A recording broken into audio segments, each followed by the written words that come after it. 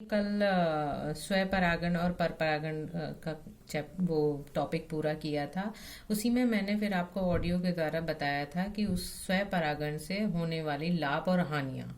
आपने देखा होगा कि स्वपरागण से लगातार अगर स्वपरागण होता रहता है तो उसमें प्रजनन में अवसाद हो जाता है, यानी इनब्रीडिंग डिप्रेशन उसमें आ जाता है। प्लांट्स की जो क्वालिटी है वो सीड्स की क्वालिटी जो है वो बहुत घटिया हो जाती है और उसमें कोई भी एक तरह से डिफरेंस मतलब नई वेरिएबिलिटी उसमें नहीं बन पाती है। तो उस चीज से पार पाने के लिए प्लांट्स में कुछ वही प्रजनन युक्तियां होती हैं जिन्हें हम आउटब्रीडिंग डिवाइसेस भी कहते हैं। इसमें क्या होता है कि वो जो स्वपरागण की विधियां हैं उनको अवॉइड करने के लिए प्लांट्स अपने आप में कुछ चीजों को अडेप्ट करते हैं, कुछ चीजों को अपनाते हैं। जैसे कुछ मतलब उस इस तरीके से काम करते हैं कि स्वपरागण हो ना पाए जबकि उसमें मेल और फीमेल साथ में होते हैं। जैसे कुछ स्पीशीज में क्या होगा कि जो पराग अंकुरण होगा या पराग निषेचित होगा, या कह सकते हैं जब पोलन मैच्योर होगा तो वो पहले ही मैच्योर हो जाएगा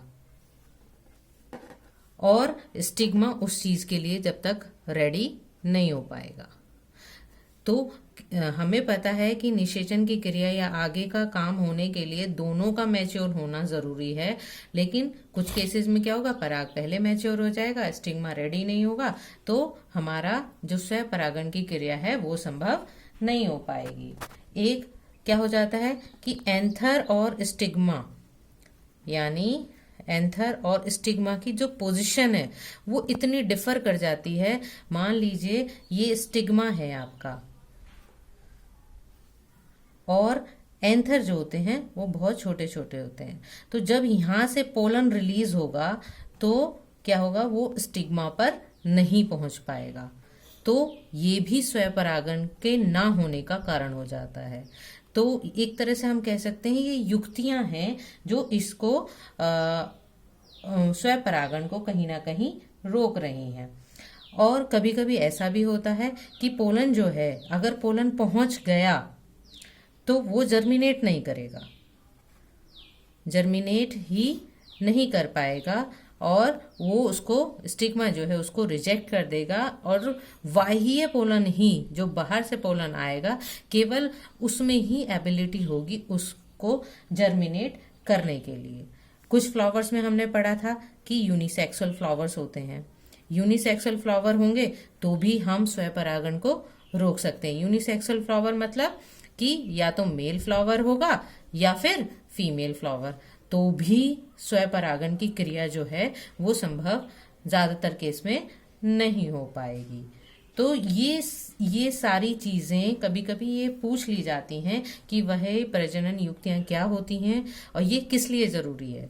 ये जरूरी मैंने आपको बता दिया है कि स्वपरागण को रोकने के लिए। स्वपरागण को हम रोक क्यों रहे हैं वो भी मैंने आपको बता दिया है, ताकि जो आपका प्रजनन अवसाद है, इनब्रीडिंग डिप्रेशन जिसे कहते हैं, उसको रोकने के लिए है ये। ठीक है। अब नेक्स्ट टॉपिक जो आता है हमारा वो आता है पराग स्त्री केसर अंतरक्रिया, पोलन पिस्टल इंटरेक्शन। यानी इस पोलन का इसके साथ यानी स्टिग्मा का इन दोनों का इंटरेक्शन किस प्रकार से होता है। अब ये जरूरी नहीं है कि हर एक पोलन ही स्टिग्मा पे जो पड़ गया वो ही इंटरेक्ट करके और अंदर फर्टिलाइजेशन या निषेचन की क्रिया को संभव कर पाएगा। यहाँ हम एक चीज कह सकते हैं कि पराग और स्त्री केसर में इंटरेक्शन जो होगा वो परागण इस बात की गारंटी नहीं देता है कि कोई भी पोलन जो स्टिग्मा पर आ जाएगा वो जर्मिनेट ही करेगा।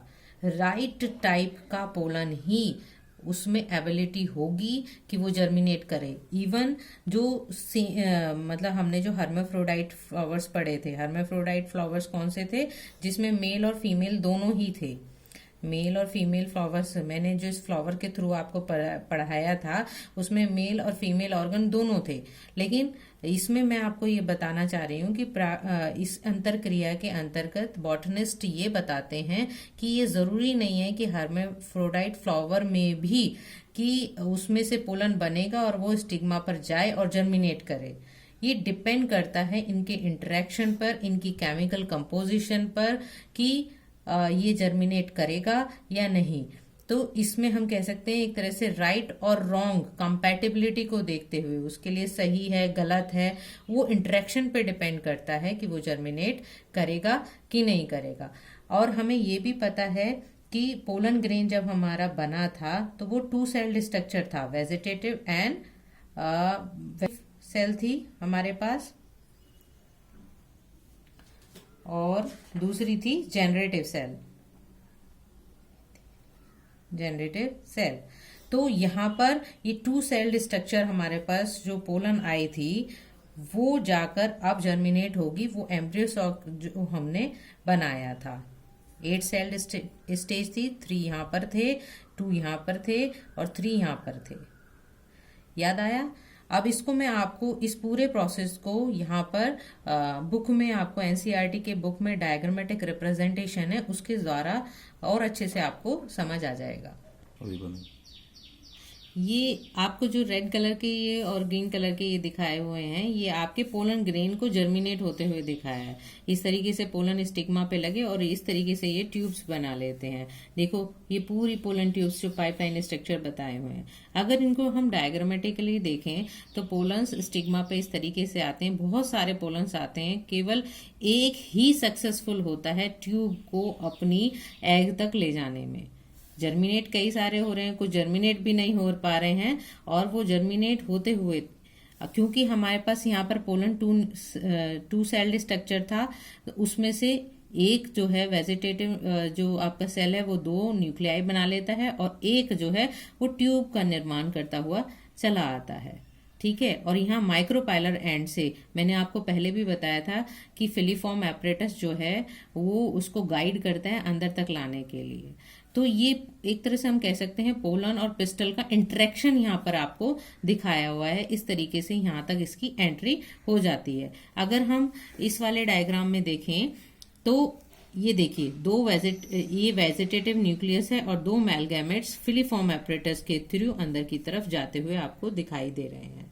तो इस तरीके से हम कह सकते हैं कि पोलन और पिस्टल का जो इंटरेक्शन है वो इस तरीके से संभव होता है। एक टॉपिक और आ जाता है जब आप एनसीईआरटी का पूरा टॉपिक पढ़ेंगे, आर्टिफिशियल हाइब्रिडाइजेशन। कृत्रिम परागण के थ्रू ये कराया जाता है, मतलब आर्टिफिशियली हम अपने अकॉर्डिंग जब चाहें, मान लीजिए मेल गैमेट्स को मेल पोलन को हटा के, यानी उसका विपुंसन, इस प्रोसेस को कहते हैं विपुंसन। जब हम उसमें से एंथर को रिमूव कर देते हैं, एंथर रिमूव कर देते हैं, और या फिर इसे इमैस्कुलेशन भी कहते हैं, और हम अपनी मर्जी के परागण को उसमें उस स्टिग्मा पर, यहाँ पर स्टिग्मा पर अपने अकॉर्डिंग डाल देते हैं। मान लीजिए इनको हम सारों को गायब कर दें और उसको बैग में बैगिंग कर दें। बैगिंग मतलब एक पॉलिथीन में क्या करते हैं, हम उसको बंद कर देते हैं ताकि इस स्टिग्मा पे कहीं बाहर से पोलन आकर ना हो जाए, जर्मिनेट ना हो जाए। जो हमें चाहिए हम उसको जर्मिनेट कराएंगे। बैगिंग करके फिर उसका एक प्रोसेस होता है, टैगिंग कर देते हैं। टैगिंग मीन्स हम बाहर लिख देते हैं कि ये फला पेड़ का स्टिग्मा है और इसमें हमने विपुंसन कर रखा है, इस तरीके की कुछ उसमें पूरी डिटेल भर देते हैं। तो ये सारा प्रोसेस आर्टिफिशियल हाइब्रिडाइजेशन के अंतर्गत आता है और इसके द्वारा हम उन्नत बीज बनाते हैं, और यही कारण है हमारी हरित क्रांति का, यानी ग्रीन रेवोल्यूशन का, हरित क्रांति। ठीक है, क्योंकि हमने इसी के द्वारा ही उन्नत बीजों का निर्माण किया है।